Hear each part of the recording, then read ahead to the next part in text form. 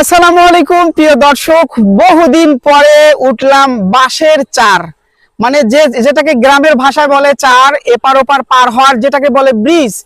আমরা এখন আছি বাঁশের চারে, যেটা দিয়ে এপার থেকে ওপার পার হয়। দেখেন তো এই দৃশ্যগুলো কিন্তু গ্রামে আসলে দেখা যায়, অন্য অন্য কোথাও গেলে কিন্তু দেখা যায় না।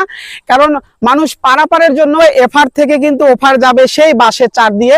আমি একটু সামনে দেখাই আপনাদের। এই যে এখানে কিন্তু পিছে দেখেন, এটা হলো কিন্তু একটা পুকুর।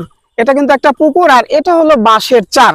তো আমি এখন আছি, আপনারা জানেন যে শাপলার বিল, এটা হলো সেই শাপলার বিল। তো এখানে কিন্তু এখন শাপলা নাই, এখন কিন্তু আছে শুধু ধান আর ধান, শুধু ধান। তো আমি অনেক দিন পর এই বাঁশের চারে উঠছি। আসলে আমার একটু ভয় ভয় লাগে, তারপর উঠছি আপনাদের দেখানোর জন্য। দর্শক, এটা হলো বাঁশের চার বলা হয়।